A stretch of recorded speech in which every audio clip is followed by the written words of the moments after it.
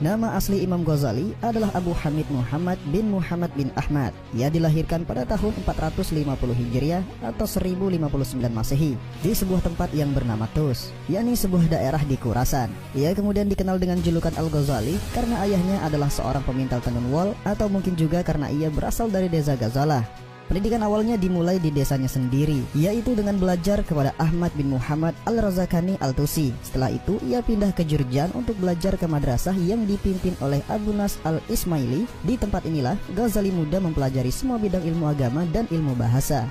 Setelah tamat, ia kembali ke Tus untuk belajar tasawuf dengan Syekh Yusuf Al-Nasaj. Kemudian ke Nisyapur belajar kepada Abul Ma'al Al-Juwaini yang bergelar Imam Al-Harmain. Lalu kepada Syekh Abu Ali Al-Fadil bin Muhammad bin Ali Al-Farmadi. Setelahnya ia mulai mengajar dan menulis tentang ilmu fikih. Ia kemudian pindah ke Mu'askar, mengikuti berbagai forum diskusi dan seminar di kalangan ulama dan intelektual. Kecemerlangan nalarnya segera membawanya menjadi guru besar di perguruan Nizamiyah di Baghdad pada tahun 484 Hijriah. Di kota ini, di samping memberikan kuliah, ia juga mengkaji filsafat Yunani dan filsafat Islam.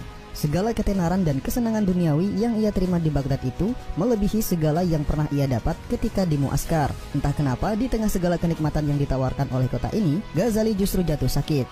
Secara tiba-tiba, ia kemudian meninggalkan Baghdad, hendak mengundurkan diri dari segala kegemerlapan duniawi tersebut. Mulai tahun 488 Hijriah atau 1095 Masehi, beliau pindah ke Damaskus. Di Masjid Umawi, ia beriktikaf dan berzikir di puncak menara sebelah barat sepanjang hari, dengan hanya sedikit makan dan minum. Ia lalu memasuki suluk sufi dengan riadah dan mujahadah secara terus-menerus. Ia menjalankan gaya hidup seperti itu selama 2 tahun di Damaskus. Setelah itu ia pergi ke Baitul Maqdis di Palestina. Setiap hari ia masuk ke Kubah Sahrah untuk berzikir. Ia juga pergi ke Al-Khailil untuk berziarah ke makam Nabi Ibrahim alaihissalam. Setelah dari Palestina, ia melaksanakan ibadah haji di Mekah dan berziarah ke makam Rasulullah sallallahu alaihi wasallam.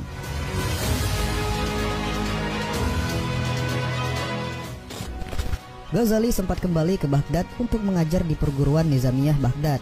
Namun tidak berapa lama kemudian ia kembali ke Tus dan mendirikan kanakah untuk para sufi dan mendirikan madrasah untuk mengajar ilmu tasawuf. Tasawuf Al-Ghazali menghimpun akidah, syariat dan akhlak dalam satu sistematika yang kuat dan amat berbobot. Kualitas ini muncul karena teori-teori tasawufnya lahir dari kajian dan pengalaman pribadi setelah melaksanakan suluk dalam riadah dan mujahadah secara intensif dan berkesinambungan. Bahkan dapat dikatakan bahwa seumur hidupnya Ghazali terus bertasawuf. Dalam pandangan Ghazali, ilmu tasawuf mengandung 2 bagian penting, yaitu menyangkut ilmu muamalah dan menyangkut ilmu makasyafah. Hal ini diuraikan dalam karyanya Ihya Ulumuddin. Ghazali menyusun kitab ini dengan 4 bab utama dan masing-masing dibagi lagi ke dalam 10 pasal. Bab pertama tentang ibadah, bab kedua tentang adat istiadat, bab ketiga tentang hal-hal yang mencelakakan, dan bab keempat tentang makamat serta ahwal.